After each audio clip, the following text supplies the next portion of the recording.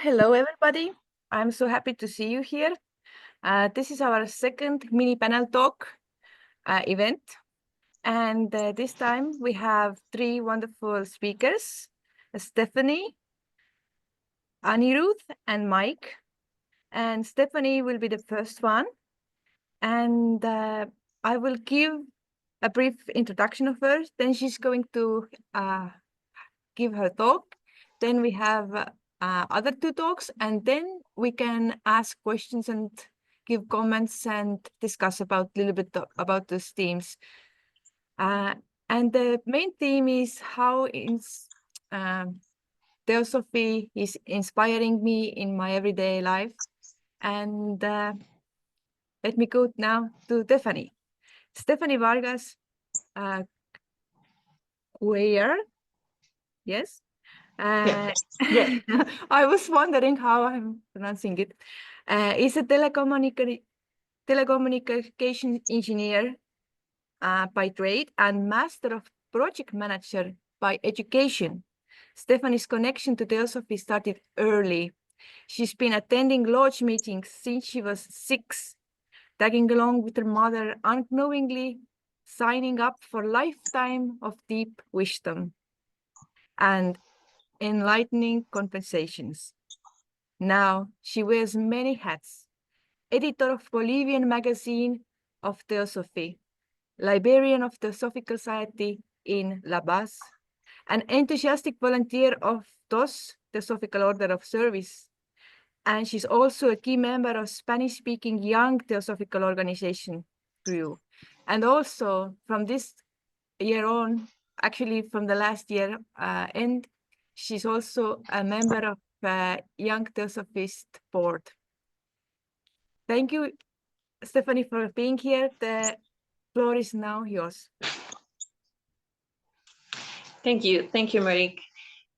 Okay, so today I wanted to talk about knowing ourselves.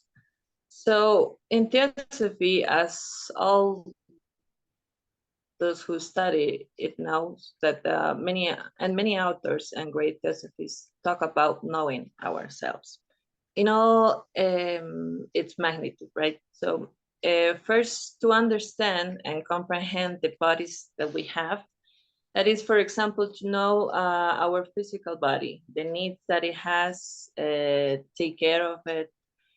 And then we have the astral body, our feelings, the lower mind, the higher mind, and the buddhi, atma. So we can read a lot of theory, but in practice is where I believe that we can spend our whole life without getting to know ourselves completely. For me, this knowledge of oneself always seemed fundamental for the progress and the understanding of the Theosophical teachings. There is a phrase by Krishnamurti that says to be a light for oneself is to be a light for humanity, because you are, the world is you. Self-knowledge becomes extremely important. What you are, what we are, or not what you think you are, or what others expect you to be, or what you want to be, but just really who you are and what you are. You learn about yourself in relationships, work relationships, friendships, partner, family, etc. All kind of relationships. A couple of recommendations that to know ourselves is observation and meditation. Observation can only take place in the now, in the same action. And for example, when you're angry, sad, conflict, just without judging, look and it would disappear. Also, Krishnamurti said that when there is that observation, the ego flourishes and there is a change. That is when we observe that anger that we are experiencing, that sadness, conflict, jealousy, wherever, it changes in the moment that is observed. So if there's no observation, there will be no change. When I start to do this in my daily life, in some situations of stress or problems that with at work or with friends, I pause for a few seconds, and sometimes I find myself asking myself why I'm reacting this way, or why I'm acting or saying this. You know, is this so bad, that bad, or I have to react this way? So it's totally true that when we start to observe ourselves, that feeling of or that reaction start to change. I start to realize how I was behaving, and unfortunately, emotions play a very important role in some cases, or in most cases, actually, when we let them take control of the situation. And then we have that reaction. We let our feelings take the reaction instead of having a response, you know?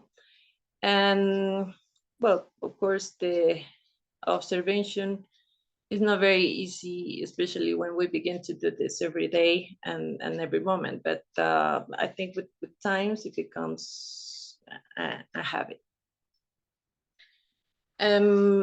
Also observe the thoughts that come to mind when we're doing something. And I think in that moment when we are not doing something important or that needs our complete concentration or just relaxed time, it is important that we pay attention to do this, to this.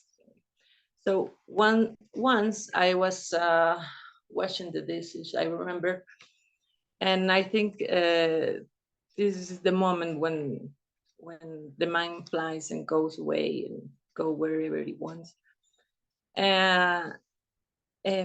Well, I was washing the dishes, and suddenly I realized that I was thinking about a conversation that I had days before with a person at work, thinking and re-experiencing the conversation, the moment. And I don't know, thinking about I should tell him or tell her this, or why this person reacts this way, something like that, right? So then I realized why, and I asked myself why I'm thinking about this, and why I'm thinking about something that I really can't change now because it already happened. So I think always we do this a lot in the daily life, and our mind flies, and we start thinking about the past or the future. So actually we take out the present of that question, right? So there's then I think that we have to pay attention in all these moments. We have to observe in all these moments our thoughts, if we, all the thoughts that we have, you know, the positive, negatives, how are they, etc. So I think that helps to know ourselves more, even the internal battles that we have. On one hand, we want something. In the other hand, we have another. We want another things. I don't know, feelings of guilt, reliefs. Sometimes even lie ourselves just to justify some action and thoughts we have. So I think we all have this internal battles of some in sometimes in some point we had them. It is also very important, I think, in that moments not to judge ourselves, not to be so hard on ourselves, no, and of course not to judge others, and because it's really easy to judge, and sometimes we do it without thinking. It just I think it's putting ourselves in others. We don't put ourselves in the other person's place, right? So we just say, how could he do that or she do that? What was he thinking? What was she thinking? Just judging is to put ourselves in a superior place, I think, of the other person, and from that place, there we launch our judgment. So we also observe and think about this and place ourselves in the other person's place before talking about them or taking any judgment. And another thing that I think is important to mention before I finish is service. I think that is one of the things that help us to know ourselves. And Yvesen said, service is the great enlightener. The more we serve, the wiser we become. For it is not by study that we attain wisdom, but by living. Living the life of service cleanses the mental atmosphere, removing the mist of prejudice and patience and agitation. So I think it was really clear what Annie Besant was trying to tell us about this. And we perform an act of service, whatever it is, I think, and we do it with love. And it awake in us even aptitudes or things that within us that we didn't know, or that we thought that we were not capable of doing it. So just to help others, it's really important for me to know ourselves too. And well, I think putting this into practice, all the study and the knowledge that we have and that we have in books and everything, it's really important. It's more important, I think, that reading all the books in one library. There's some people that read a lot, but no, in practice they don't apply it. So we have to practice and put in practice everything that we are learning. So as I said at the beginning, one of the most fundamental teachings of Theosophy for me is to know ourselves, but to improve, to be better people, to grow internally, to be more aware of ourselves and everything around us.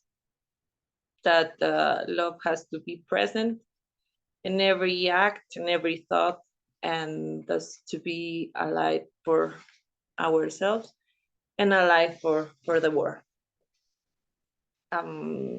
Well, that's it. Thank you. Thank you so much. Thank you so much. Yeah. Wow, it was really beautiful. We will come back to it. Now For the next, I like to introduce you Anirudh. Hailing from Chennai, Anirudh is a thinker who loves to mix philosophy with Indian astrology and psychology. Because why settle for one when you can have best for all the worlds? By day, he's a counselor in NGO working in a mental health and through helping people uh, with Hey, mental health, illness, or stress-based issues, etc. yes, yes. And I understand you joined the Theosophical Society already in 2003. 2023, 2023. 2023, yes. Yeah, And yeah. you're not wanting to miss out any more opportunities to dive deeper into this life mysteries. Yeah, yeah. I'm so glad to be here. I met you in person and this year in Adyar when God Leland was giving this wonderful seminar. And now we have honored to hear your thoughts about psychological and philosophical perspectives. Thank you. Floor is all yours. Thanks a lot. Thanks a lot, Mary Kay, for giving this invitation to speak and participate in your forum. Uh, I speak pretty quickly, so anyone free to pitch in and ask a question in between, please go ahead. I'll try to keep my talk at about 10 minutes. Okay, so yeah, in brief, as Mary Kay mentioned, I joined TS in December 2023. I'm based in Chennai. I'd seen TS many times, but even the way I joined was very non-linear. And though my journey has been very short, it's been a very fulfilling journey for me through TS. Okay, and definitely a lot of ideas or a lot of thoughts I had about spirituality, knowing the self, as Stephanie spoke about, how to apply it, how to understand. A lot of my questions were answered while going through TS literature. My favorite authors in TS literature are Alice Bailey. I love her race. I'll come to that. Then Arthur Powell, who's done a great compilation of all the different bodies. He's collected material across different masters, books like Master Leadbeater, etc. He's collected it. Then I.K. Taimini, who writes really well on universal topics, on the nature of creation and how it relates to theosophy. So these are my three favorite authors. Like as Mary Kay mentioned, I try to apply philosophy through psychology and astrology. So the starting point would be is so we hear of a soul, right? Okay. So now, what is the property of a soul? How do we experience a soul? So these were some of the questions which were animating me. And by sheer coincidence, I'd come across Alice Bailey's work of the seven rays and the three primary rays. And even this is mentioned in Arthur Powell as well as in Alice Bailey's books of having a soul ray, a personality ray, a mental ray, energy or astral ray, and finally a physical ray. And interestingly, there is this. I don't know if you, too many of you know, but pranic healing, right? Master Choa Kuksi, they also apply Theosophy's principles in terms of energy work, in terms of healing, etc. So I've studied a bit of pranic healing as well. So it's amazing to see how Theosophy is influenced even at an energy healing level. Coming back to these questions, right? So now, how do you apply astrology? Astrology is it it is essentially a record of your karma, for lack of a better word, your past life, what circumstances you're born under, how you are reflecting nature at that point in time. Okay. But we come across this, right? So if two people have the same horoscope, do they necessarily have the same personality? Do they necessarily have a similar type of a psychological temperament? Okay, there are differences even between twins, we notice, in terms of their lifestyle, etc. So why do these differences come about? What does astrology mean? So in brief, I don't know if you've, there is this concept of Prakriti and Purusha, like let's say, nature and the spirit coming together. Okay. And that in turn creating the individual, right? The sun, or if you were to call it in God, spirit, and matter. Okay. I don't know if I've got the Christian theology, but right, if someone could correct me, that would be great if I've got it wrong. Okay. Or in Theosophy, the three, so now we are each a unique we each of us are a unique individual. Okay, and our inner structure, if you will, the structure of how the soul is connected with our personality and how our personality connects with our various bodies is unique. So through TS, this is the learning I've experienced, that how we are unique and how are the different ways in which our character is expressed. Okay, and so for example, each of the rays have a specific property. Like ray one is all about radiating power into the world, etc. It's a very, suppose you're a very rare ray type right now. Only people, masters like Alice Bay, not even, sorry, masters like Annie Besant were there. Possibly even Madame Blavatsky was also a ray one type personality. And while in Ray 2 we have lead beaters generally as is depicted as someone of a Ray 2 personality of wisdom.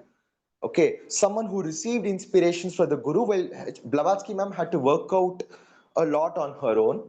Okay, finally, Ray 3 is a type where it is all about observing, knowing the timing of events, observing people, etc. So these in brief are the different ray types, and each of us, the way we experience, right?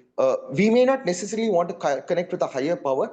We might just want to be completely neutral and absorb information, or we might be working on how to radiate ourselves and our identity, our soul, bring out our soul's power into the world. Okay, and so psychology right now deals with at a very, I'm talking about current psychology as is expressed in the sciences, what people study, etc. It's mostly, we are looking at the philosophy behind it is mostly materialism, that essentially we are a collection of chemicals which come together, okay, creating various creating and genetics influencing our upbringing influencing our personality. But we have a certain intrinsic nature within ourselves. The word Indian word would be swabhava or swadharma. So how do we understand that and make live in this world? So there is this book by Clara Claude, which I'm reading right now. I also read Sri Aurobindo, not linked with Theosophy, but generally Sri Aurobindo's works I've read on how to apply these principles. So I believe, oh, sorry, just a second, my connection, there seems to be some issue. So Stephanie had spoken about applying work, right, in her talk. And that's, I think she made a very important point in that. So I too am trying to apply what I learn at a day-to-day level. How can we be a better person? How can we improve the connection between our soul ray and our personality ray and just evolves spiritually? So how do we know our inner self? So these are some of the ideas that I have in mind while going in for a spiritual journey. So I think I've completed before time. Anyone who wants to ask any questions? Or I think there was a lot of information. So anyone has anything in mind? What was the book, Clara got that you read? The reading now, Techniques of Spiritual Life. Ah, technique. Okay.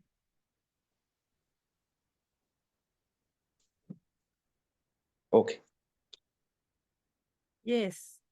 And you said that some people might be want to be neutral and observant, and I'm like listening this, like you explained how different race. Anyway, we will go to the questions later. Sorry.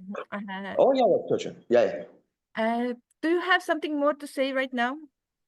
Nothing specifically, Mike. Nothing that I can think of. Yeah. Okay. Well, in that case, we'll come back to you later. We will. Good. Thank you so much. Thank you. Thank you. And now, I would like to introduce you Mike Luo.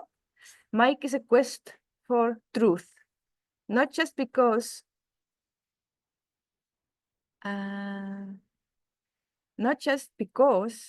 it is the key to healing, but because it's also the secret ingredient in a peaceful, fulfilling life.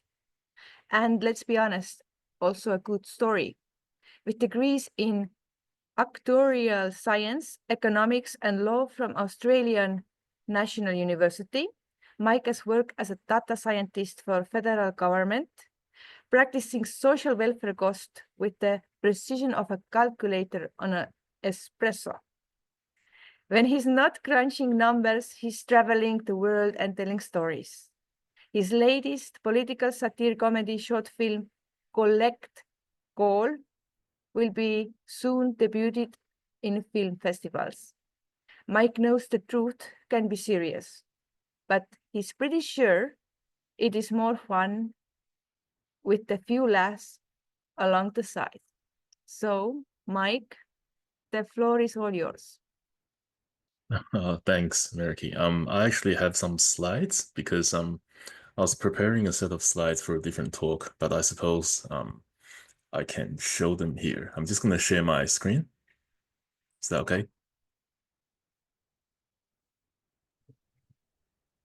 Sorry, can you repeat it?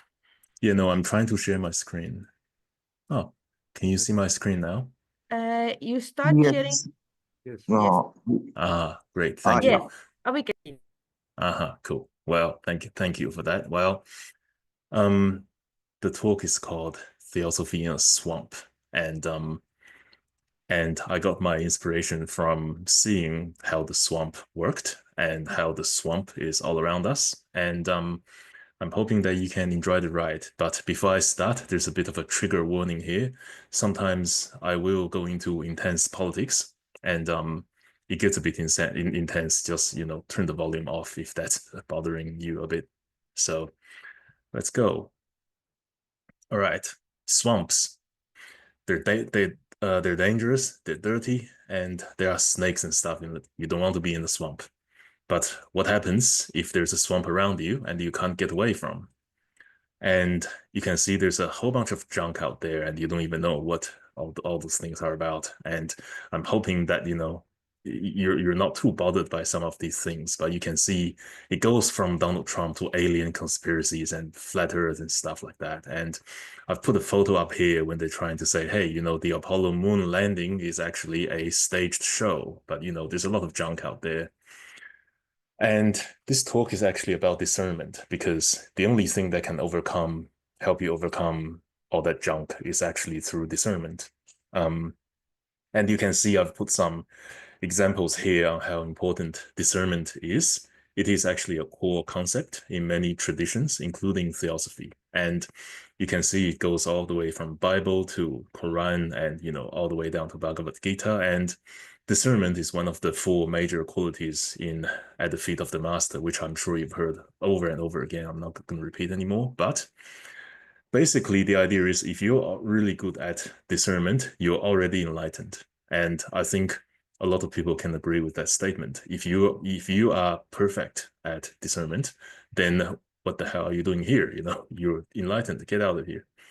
But obviously I can't tell you how to discern things. I'm pretty bad at it myself. But what I can do is I can tell you a few things about the opposite of discernment. And hopefully you're better equipped at avoiding the opposite of discernment. And, over time sort of figured out, hey, maybe this is the way towards discernment. Well, what is the opposite of discernment? It is brainwashing. And I'm going to go into brainwashing for a bit because you see this a lot in real life. The question then is, what is brainwashing? Brainwashing is actually an inevitable part of developing discernment. So we all start from knowing nothing, and we start, very low. We have no idea how anything works. And eventually we start to go into different philosophies or different ideas. And that is the actual intermediate stage between being brainwashed and eventually achieving enlightenment, which, is perfect discernment. So being brainwashed is inevitable. Everybody falls for it. Everybody has been brainwashed to a certain extent sometime down the line. If you just simply look back into your life, I'm sure you can identify some part of your life where you're like, oh, hey, I've been brainwashed, So it is actually a real thing. Brainwashing is real. And how the Western world has discovered about brainwashing was actually through North Korea. And after the Korean War ended in 1953, they exchanged prisoners of war. And some people, the US soldiers went back, approximately 3,500 US soldiers went back, and they were hailed as heroes. But some people behaved strangely, because when people asked them, hey, how was North Korea? And they start to talk about, oh, this system is rugged. This system is not good for us. We should stage like a revolution here and turn this country into a communist and stuff like that. So people, they see that some people got, started to believe in the North Korean communist ideals, and some people started to write letters criticizing US politics, and some people just flat out became communists.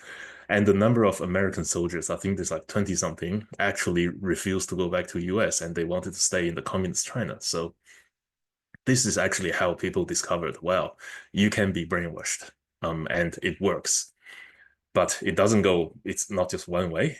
After the incident, the US military revised basically the Siri training. It's to help you get out of a situation where you're cut off from the main force.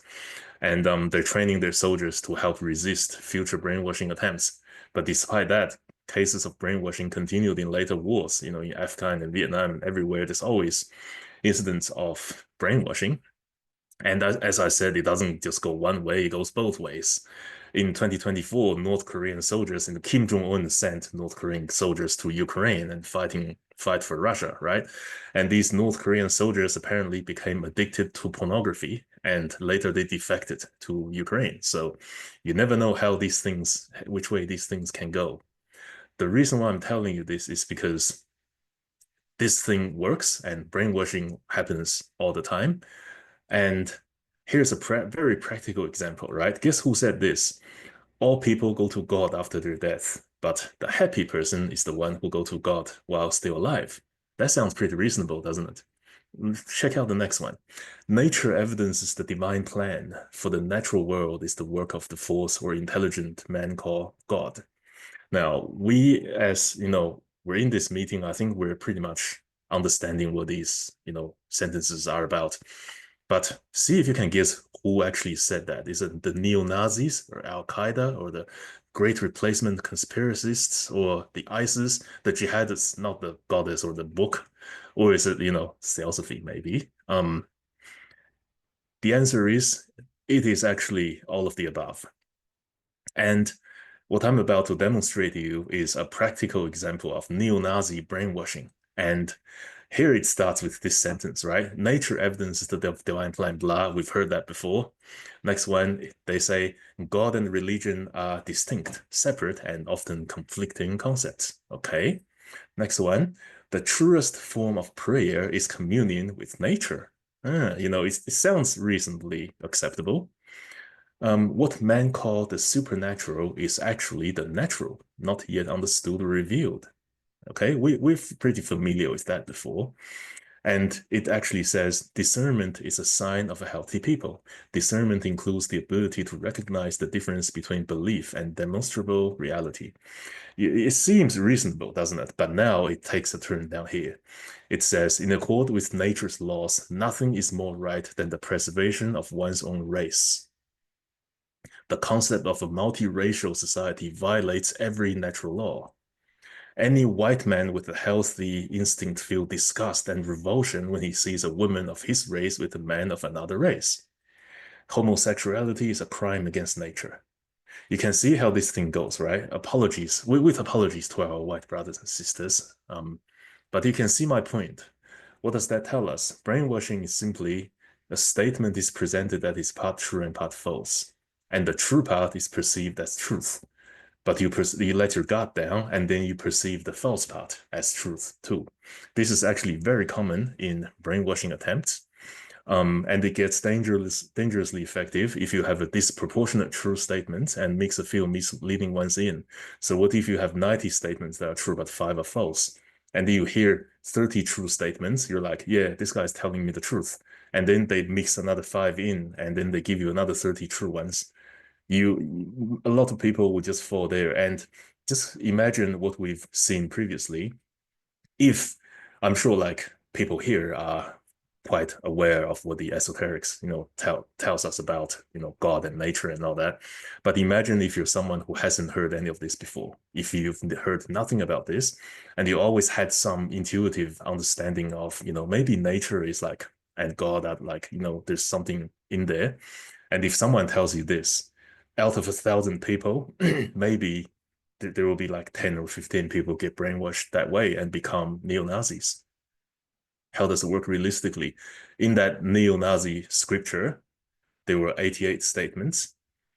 73 were true, complete truth. Like if you read that, you would say, yeah, of course, you know, there's no such thing as supernatural, just nature stuff that we don't understand. But there are 15 misleading statements in there. And if you look at this chart, you can see that it starts, you know, rather green true statements. And then they mix a couple of false ones in, and then they give you a bunch of true statements. And the result is there are now over 100,000 neo-Nazis around the world. It works. Brainwashing works. But how do we know if we're brainwashed? Completely false statement cannot brainwash anyone. They're not credible and you just laugh at them. If I tell you, hey, the sky is orange, you're not going to believe me. Nobody has ever been brainwashed into genuinely believing 1 + 1 is 3, but there are people who have been brainwashed into believing that the earth is flat. And all brainwashing statements are half-truths or part-truths. And the tricky part is identifying which parts are true and which parts are false. And what I have come to understand is being brainwashed is often the result of insufficient analysis. And if you just ask that one more question, you're actually able to get yourself out of a potential brainwashing scenario. So for instance, consider this statement. The only antidote to mental suffering is physical pain.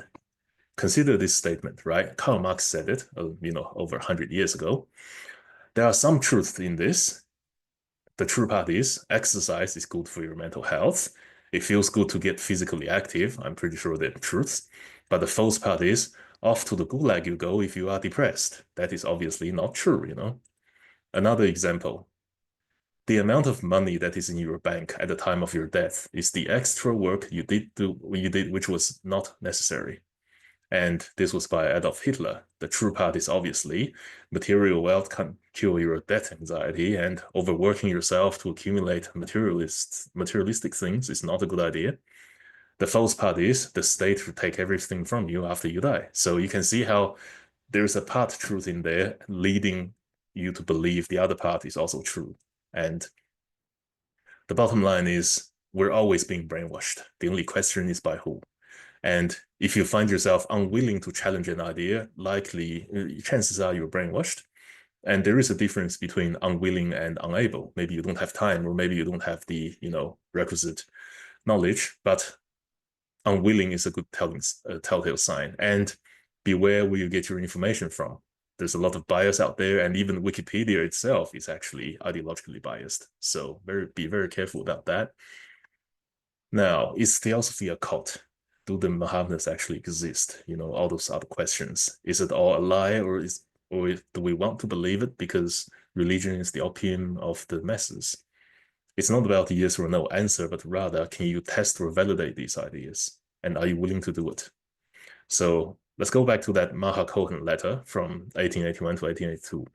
The doctrine we promulgate being the only true one, blah, yet it is absolutely necessary to inculcate it gradually, enforcing theories, unimpeachable facts for those who know, with direct inferences deducted from and corroborated by the evidence furnished by modern exact science. Can you genuinely put up a credible challenge against any of the ideas in the theosophical literature? I shall leave that question to you. But don't worry if you can't. I think being brainwashed by theosophy is maybe not a bad idea, but, you know, try. You know. And with that, I finished my thing.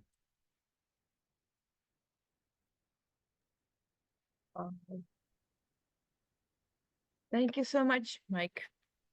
That was truly interesting thought journey that you gave us here. I like how I can see Svetislav is already starting with the questions. Do you have to wash your brains sometimes? Right? Well, it's a joke. I mean, if you have to, then you just have to choose with what. Yeah. I think it's not bad to challenge an idea. Like we should be able to do that even, you know, with the commonly accepted ideas. We should feel And this is what I like about Theosophy, that in the first time when I went to the first lecture, it was told to me, in Theosophy, you do not have dogmas. You can believe whatever you want, but the most important thing is that you think with your own head. And I think this is what Mike was trying to do, that the discernment is so very important. And this is what we are also trying to do here by learning Theosophy. We are trying to develop this discernment. I think even at the feet of the master, the master told Krishnamurti that one of the first things you have to learn is to discern from truth to false, from good to bad, but also the more important from the less important, and so on. But yeah, we have so much of these lessons in everyday life.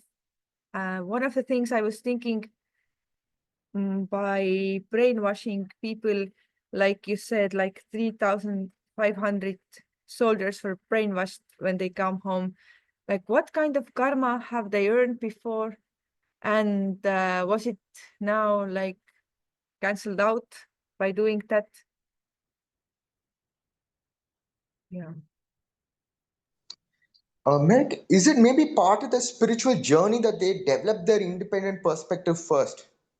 I mean, maybe, yeah, as in, you could view it as evolution in a certain way where they become committed to a cause and then they evolve even further to be more individualized mentally as well.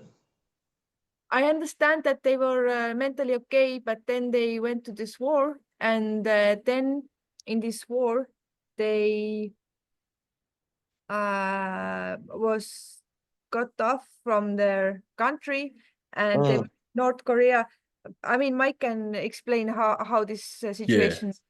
So so the way it works is like this, right? The US soldiers, they were like, they were captured. They lost a battle, they were captured, and they were sent to a prisoner of war camp. And in the prisoner of war camp, right, the North Koreans didn't like interrogate them or anything. Instead, they gave them food, they gave them drink, and they had fun, they played with them. And eventually they started to talk about the communist ideals, like, oh, we want to, control the means of production, and we want to get rid of the capitalist class and all that. And so they kept saying that for about a year or something. And eventually the American soldiers got brainwashed, and they went back. And that is actually the first instance of brainwashing. That's how the word brainwashing came into existence. Before that, it was like, it meant something else altogether. And so I suppose one of the other things I was trying to point to at is the idea that ideologies can brainwash people. The only reason why people become attached to ideologies, that's because people are people can get brainwashed by any kind of ideologies, really. So maybe it's a bit unfair to say communist brainwashing. I mean, there's brainwashing every kind of ideologies. Some people would say they got brainwashed by the Christian church or something. I don't know. I mean, it is a thing. And some other people can get very brainwashed by, pyramid schemes, and, they sell stuff at the detriment of other people. So I think brainwashing ultimately is part of learning. Imagine if you have seen every single kind of pyramid schemes out there, right? And you understand how they work, then nothing will be able to brainwash you in terms of pyramid schemes. But if you're from a remote tribe and you've never seen anything like a pyramid scheme, like the North Korean soldiers who went to Ukraine and they have never seen pornography in their whole life. And when they went to Russia, all of a sudden pornography became available and they became addicted and they eventually defected. So I think a lot of it just comes down to experience. The more you've seen something, as they say, there's nothing new under the sun. So the more you've seen something, the less likely you'll be brainwashed by something. And I suppose as a practical example, right? If you're like studying theosophy, you pretty much understand all the religions around the world, and you're very unlikely to be brainwashed by a religion or like a cult or something, like a cult of personality. If they have like, I don't know, the Mormons or something, like that's virtually impossible because you've seen everything. And I think the same applies to things like, you know, political ideologies and stuff like that. Wow. Thinking that all Theosophists know all the religions and are not brainwashed by that is very, how can I say, positivistic view of all the Theosophists. We can always hope. Yeah, but I mean, it's the big aim. But I also felt like, as a Theosophist, do you think people who have studied Theosophy deeper are able to more resist the brainwash? I think so, absolutely. One of the key things in brainwashing is because they present to you a very new idea that you've never heard before, and that new idea is somehow attractive. That's actually how most people end up believing something to their own detriment, because they're presented with something that's new, that's very like they perceive as new, but there's actually nothing's new under the sun. And then they believe it because they've never been exposed to that before. It's almost like a new kind of virus that your body has no immune system against. But if you've like seen how pyramid schemes work, then yeah, I don't think you're gonna fall for it. Leo has a question in a chat. Stringing the tree, sharing together our idea about love, self-identity, and maybe everything else really have been exhaustively brainwashed through ages. The result in widespread superstition affecting everyone's mental conditioning today. Wow. Leo, do you want to comment on that? Comment. Oh, no, just thought that it is a very good theming of the three talks that is, yeah, just, yeah, really interesting. Thank you. Yeah. I think one of the things that help us to get out of the brainwash is what Stephanie suggested, to have observant in your every day, every minute, every moment.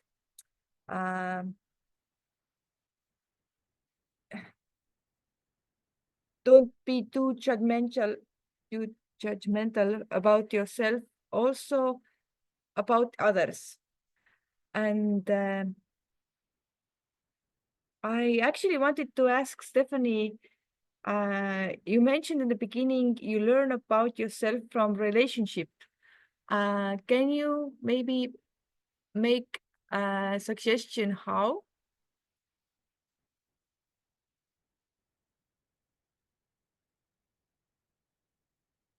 Sorry, Stephanie, you are right now unmuted. Muted. Sorry. Okay. Yeah. You know, every person that is in your life, or you have a friendship, or your family, it's really because of karma. You know, for start with that.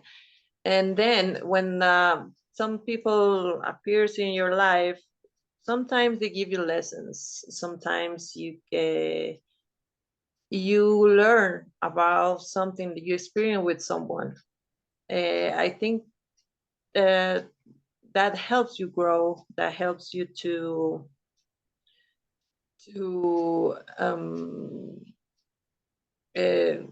I don't know, maybe learn some things that you have inside, but you see in the other person. You know, as the, I don't know who said that, but the other person of especially the partner, you know, the love relationships are like a mirror to you or for you, and you see the other persons, the other I don't know, goods and bad things the other person has, that you really have it in yourselves. So I think that's the important thing about relationships with everyone, and experience some things with that person's give you lessons, and you learn about yourselves.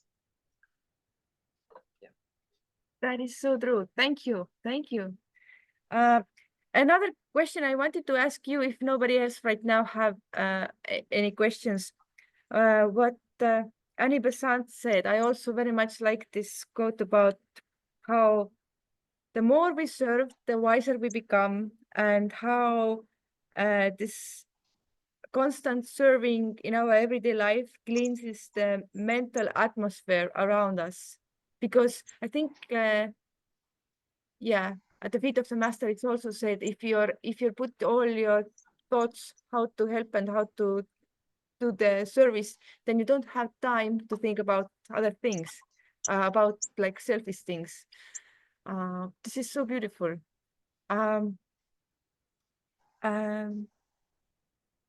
You're being part of the TOS. Have you had the chance to see, to put it in a work in some way? Can you have you experienced on your own life how you become wiser through service? Especially because you see, maybe you have your own problems, but and sometimes you think that your problems are bigger than it really are. So when you help people, when you see the needs that other people has, and we've worked the TOS with kids with orphans kids. We collect the clothes, toys, and we give them, and then we work with animals also, with a shelter animal, and yeah, I think that when you see the needs of other people, it really helps you, because you understand that your own problem is maybe they are not that big or not that important. And yeah, you compare yourself to other people's problems, and you have a lot of things that other people doesn't have. So I think that helps you a lot to understand and to value and be thankful for everything also, no? So yeah, I think that that's really important. Thank you. I saw Svetislav had a question. Just a moment to go. Oh, just a small comment to what you, Marika, mentioned about service. I think the thing about service is that we identify ourselves with those we serve as we serve more and more and more, and that's like a direct remedy to our ego, to our egoism, which is the cause of all problems. So that's why it's like a direct antidote in a way to the source of all problems. That's how service is essential. Thank you. Yes.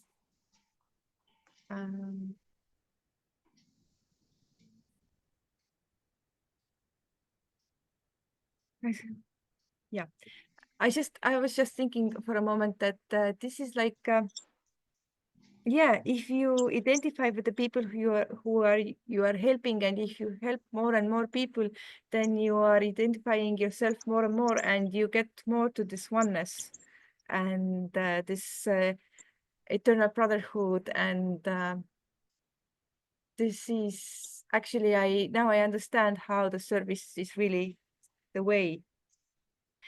And I wanted to ask Anirudh about because you're also, Anirudh, you're also serving people by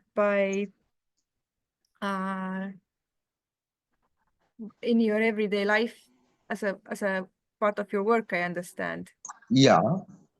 So have you noticed this thing, how the service or how Uh, you become wiser by doing, or have you noticed some effects of your like your work uh, in that sense? Definitely, Maike. And it's like by serving, by not acting out of ego, right, and being receptive to the other person, it helps us to get a deeper understanding of ourselves and the other person. And through service, we can apply all the principles that we've learned. Okay, and we've imbibed. It helps us to internalize it within ourselves, and see, we can't. I don't think as a human, at a normal human level, it's not possible to eliminate suffering or pain or negative emotions. Also, I think they're a part and parcel of life at our as the human mental level. So, but what we do get to do is to it helps us regulate our behavior better, our feelings, our sense of self, identity, etc. So I do think service does clear the mind and keep it, stable in spite of turbulences. Like I deal with people who have far greater issues than who have had far more difficult issues than what I've ever faced in my life. And I'm also grateful for having received all these gifts in my life. So that gratitude helps me be in a better place. So I don't know that sense of being to God, being grateful to God is, and yeah, that gives me the opportunity to serve, to do what I can do. I don't know. I just feel it very strongly. Wow, thank you so much. Do we have any more questions from the audience? Do we have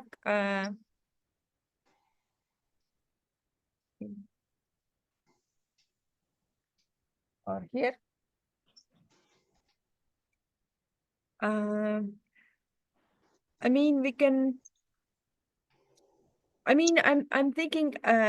If not, then I can ask maybe Mike about. Do you think the service can help us to develop discernment? I understand the discernment is like the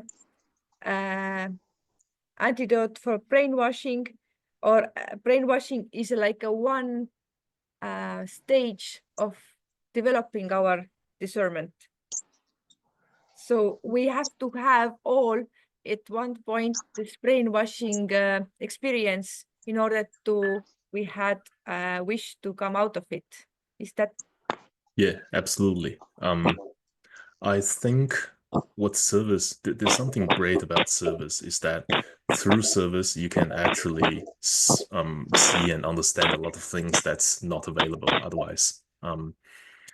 Otherwise, we're just staying on paper. We're learning, we're meditating, but actual service will tell you a lot of things. I think through service, that's inevitable. I believe Karl Marx said something about this. Actually, Karl Marx said something along the lines that the only way to test the validity of truth is through practice.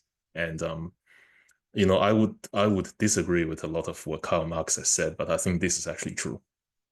Like, it's one of the rare things that he said that's true, I think.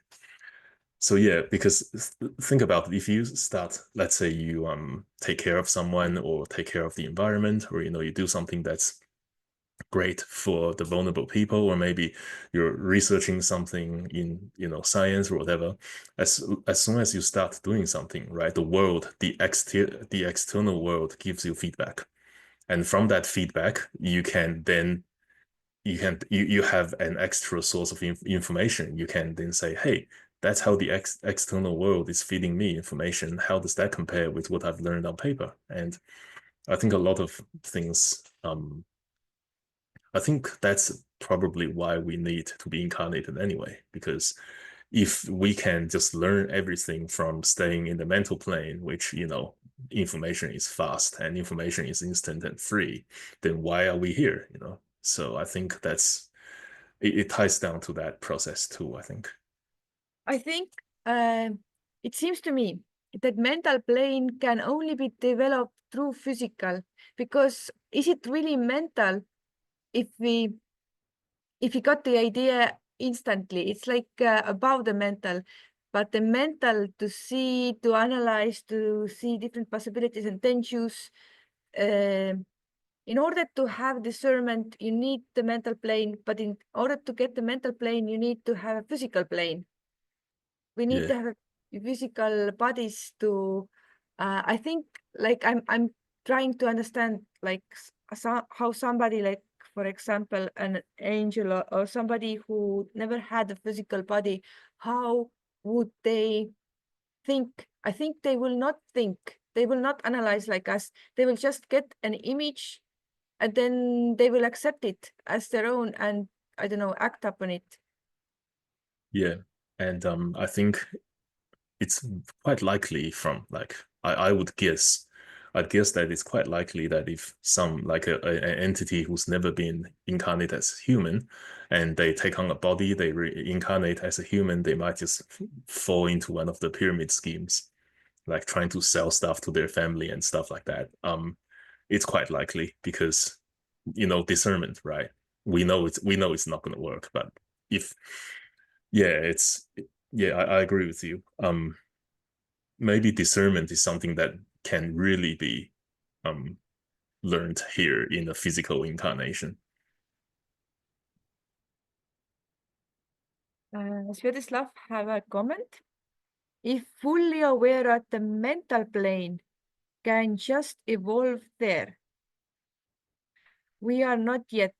In the 5th round, we will probably be.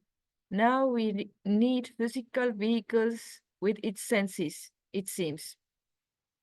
So if you would be fully aware, everything, like Stephanie says, the observation that you're fully aware, everything you think and do each moment, then we would not, then we could evolve there, but we cannot.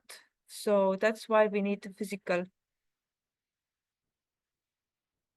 Because physical is also, you know, I'm thinking elephant and it doesn't manifest right away.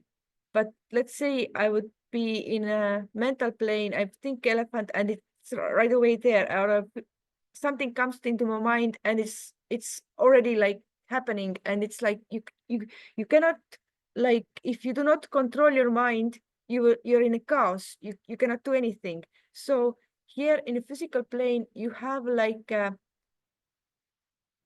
things come after like a certain time. They don't happen immediately. And this gives us time to, if I think something bad, I have time to make this, understand it is bad, and I can think, you know, feel sorry what I think. I can change something before it fully reaches here. But if I only live in a mental, then it could be catastrophe if I haven't learned how to control my mind first in a physical. In a physical, we also get like, you know, hits by doing things we're not supposed to. Like, I'm thinking bad something and then I hit my toe. It comes so quickly. And then, oh, what I was thinking, you know, it sometimes it comes like that. But it already means that you're like, this is good when it's like happened like that. Then you notice to change your, thought way. Is that makes any sense? Yeah, I think that was a pretty good summary. And I think, would it be fair to say that we're not yet fully aware at the astral plane yet? So maybe that's something else to consider. But yeah, there's also a layer of emotional discernment, and not just you know, intellectual discernment. I think I was primarily focusing on just intellectual discernment, but there is a layer of emotional discernment, and I'm very bad at it, so I'm probably not going to say anything on it.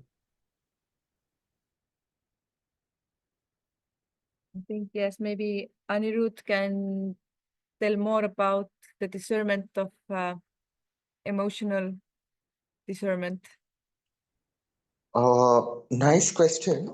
See, look, emotions discernment, I guess that's one way to I mean, there is this whole concept of uh, our hearts being cleansed, right? Okay. And our feelings become pure. And I think if we are at that able to love at that stage, okay, then we would be able to discern. I'm nowhere at that level. I guess uh, I'm not connected to love at a transcendental stage. But if you're able to pray, I mean, how do we, let's say, what is the role of prayer or what is the role of belief? So one way is brainwashing. You could argue that's a certain belief that has been put in, okay, in terms of a thought process. Okay. We also have a certain conditioning of what is the right or wrong to do. So to develop the discernment, I mean, you've mentioned intellectual as well as emotional discernment, right?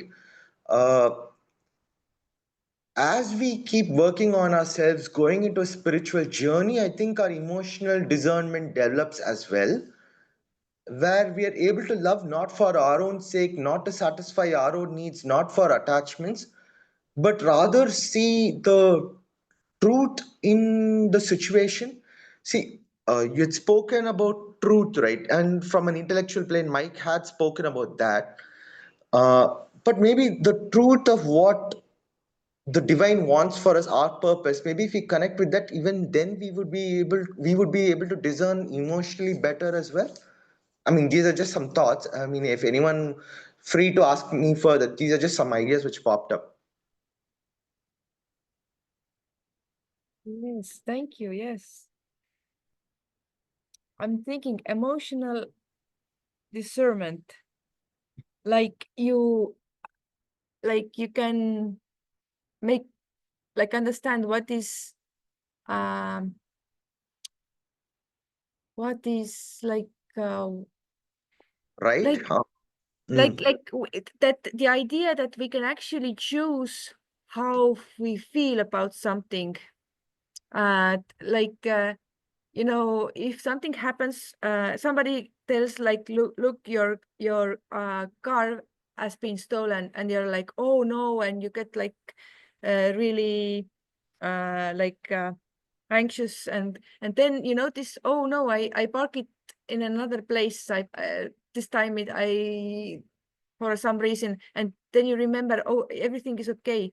But the car was okay all the time, but you had like some emotions that wasn't like true, like because everything is okay with the car, or like the other way, you think everything is okay, but actually something happens to it, and while I don't know it, I am okay, but yeah, and then I got to know it. I'm just trying to think like, where is this? How can I like? I mean, this anxiety, it's not serving me. If It I'm not comes from able, attachment, right? Wouldn't the anxiety come from attachment to the car, attachment to our possessions? yeah. So how? Yeah, to figure out how can Uh, what would you say? Do you think there's an ideal emotional state then that we should always be calm and tranquil? Would you define that as an emotionally discerned state? I am thinking like somebody dies. It's okay to be sad, but not be sad for so long that it will totally push you out of the rhythm for like a long time. Or something happens, it's okay to be like a few minutes, have this emotion, and then you go back and you proceed. You'll not get stuck with this emotion. Like yeah. Uh, yeah, you're coming to terms with it, coming to peace with it in a way. Um, yes, emotions are volatile, but they can be very source of strength, right? So during adversity, doesn't our faith give us the strength to go through it? If we are not able to understand, if it's the unknown, if it's beyond our intellect, beyond our identity, beyond our control, it's faith which gives us it's emotions and faith together which help us through that. Yes. Yes, but I'm trying to understand how can I develop my emotional discernment? Like, what should I do in those situations? Like, or what should I start doing? Okay, for me personally, belief works. Belief in a higher power works. Belief that the higher power is guiding me in some way works. To be honest, that's what helped me. I don't know any others have any other approaches towards emotional discernment. I also see that Svetislav have a question or Okay. comment. Yeah, it's a very interesting topic about emotions to me. About the ideal state that we can have, I think it can be something like peaceful but not passive. So peaceful but at the same time somehow active and with energy in it, because otherwise we would fall in the another extreme. Like one extreme is worry and anxiety maybe, and another one or being hectic, and another extreme is being passive and somehow well, sleepy, drowsy, no energy, and so on. So we want to have like both peaceful but also an energy in it, and also one small like particle of joy to that, and that's like a normal stable state that is good to have, I think. But also about emotions, it's funny because I think we are more aware of our thoughts actually than about our emotions, and we only start thinking about our emotions, at least that's my experience, when they really start bothering us, when something we feel something positive, something strong and something negative. We start thinking, hey, what's going on? Why do I feel this way? We start being discontent with it, and we are trying to do something about it. And we also find it difficult. And actually, when we want to change our thoughts because we don't like them, it's only difficult because there is emotion attached to that. So somehow emotions are very disobedient, difficult to manage somehow.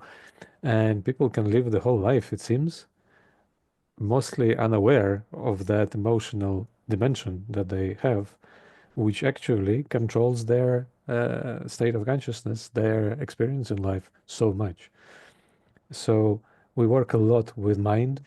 In theosophical environment, it's very prominent, but it's very prominent everywhere in general education system. But without emotions, we work very little, and somehow it's very difficult, and we don't do that for some reason. So thinking about all of that, of course, there are meditations that specifically aim at that, and one prominent is Buddhist Brahma Vihara meditations, states of loving kindness, compassion, uh, sympathetic joy, and equanimity. A very powerful way of doing that. And there are others, but it's far less how we are aware of emotions, and far less we work with them than with mind and thoughts somehow. It's very interesting. I don't have like answers to that, but just sharing my thinking about it. Thank you. Maybe you have comments. Wow, I was just thinking maybe you can put later in youth forum the name of those Buddhist meditations you shared so we can look up. Thank you. Christopher. Regarding that question, I was just thinking because Theosophy also postulates in terms of discernment about discerning the true self from the elemental intelligences that govern the bodies that we have. So for example, Theosophy postulates that the physical body has an intelligence of its own that is not that is entirely or independent of the pure consciousness that is man. And I think this is also one of the things that we're being asked to discern between them. So, for example, our physical body, if it gets injured, you don't need to consciously will it to heal itself. The body will automatically know how to heal itself.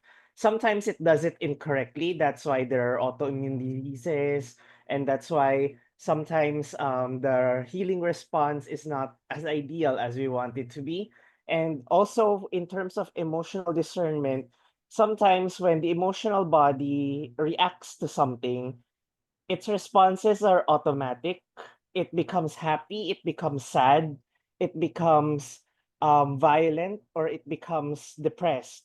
And I think that Theosophy teaches us that there's something beyond that emotion, that the true self, the true awareness is something beyond these ups and downs.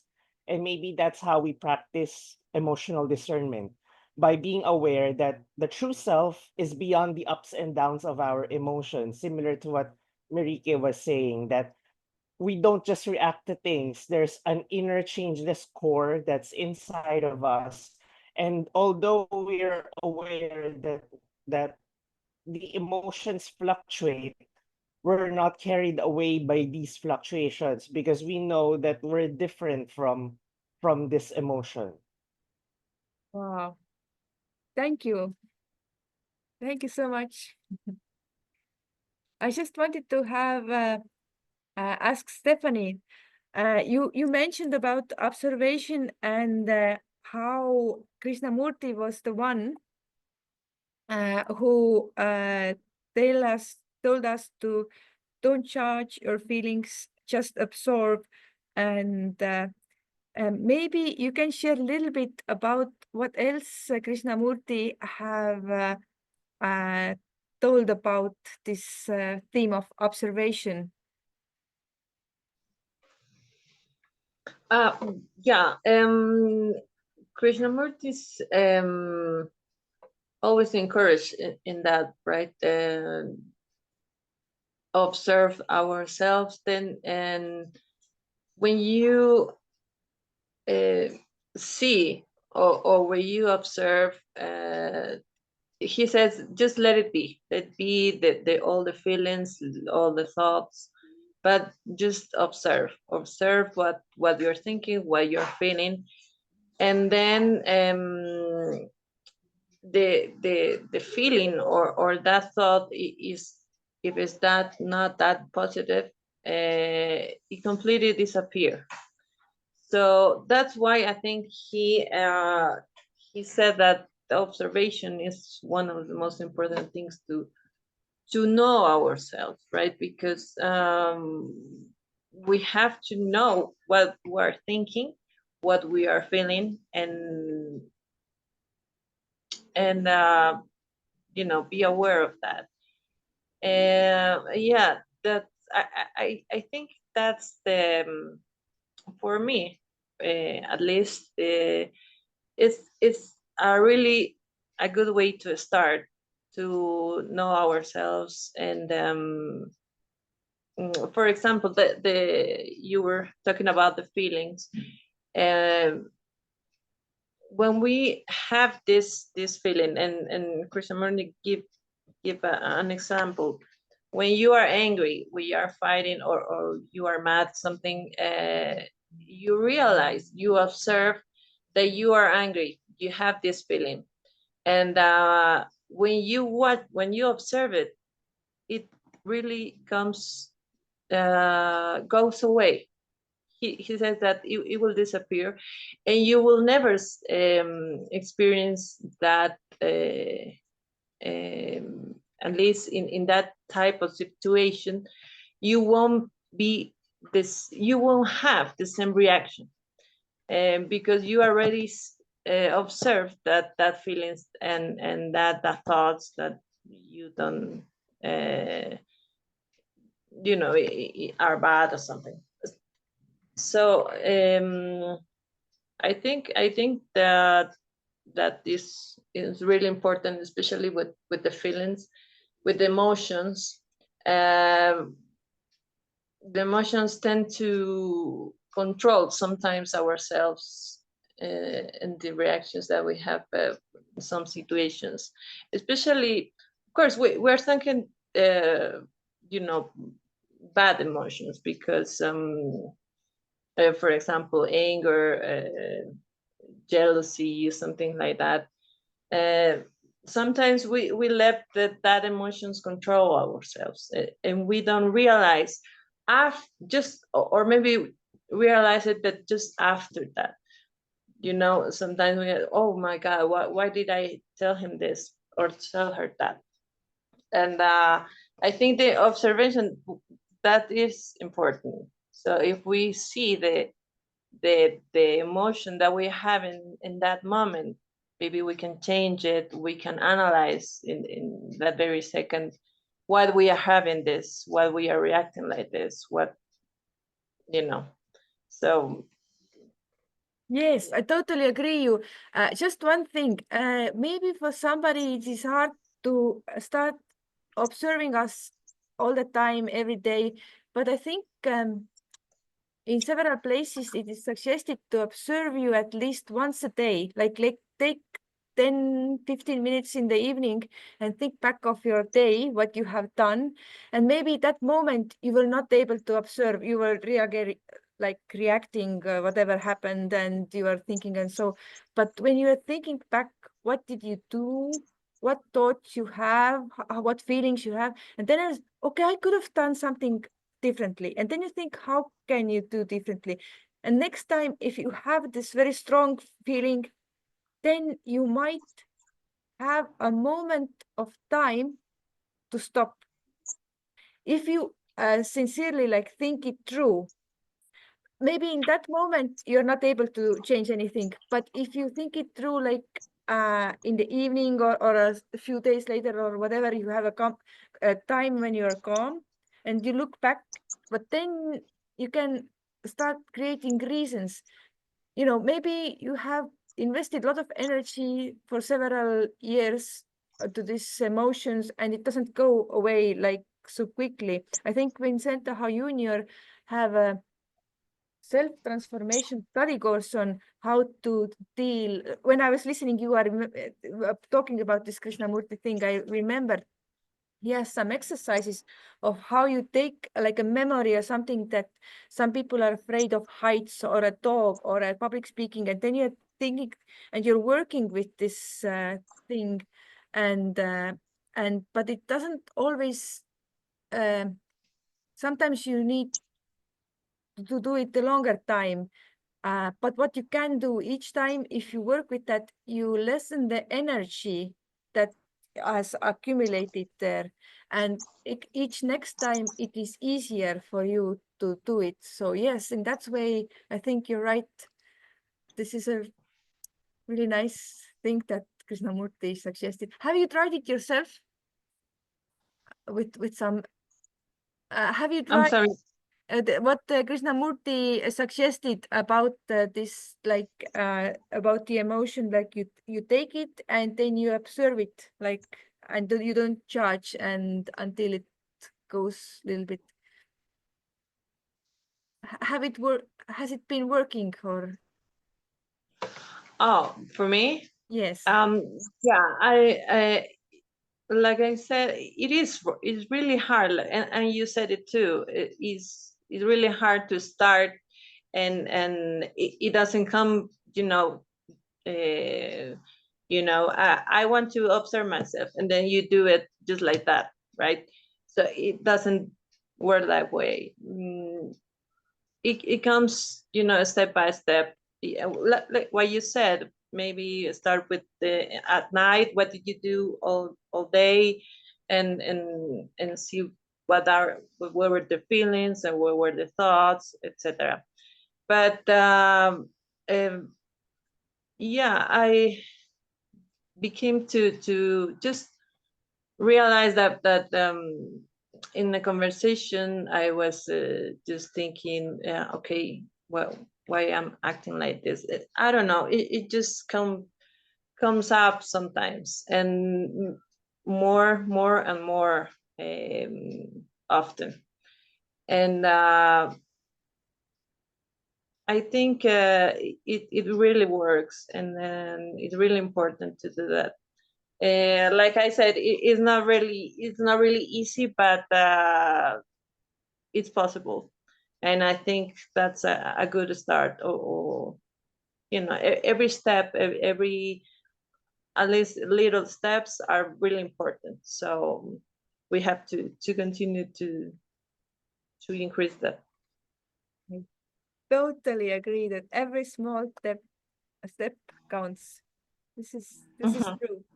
And especially like you said, knowing ourselves. This is like such a important things, because if we truly know ourselves, nobody could brainwash us. And yeah. Right. Yeah. Thank you so much. Do we have any more thoughts, questions?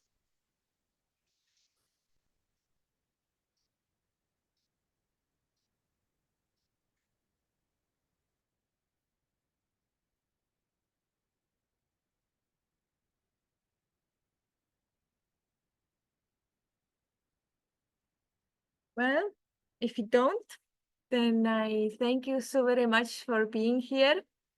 And I am thankful for all the lovely talks tonight, and all the people who participated and shared their thoughts. And I hope we can do this in the future also.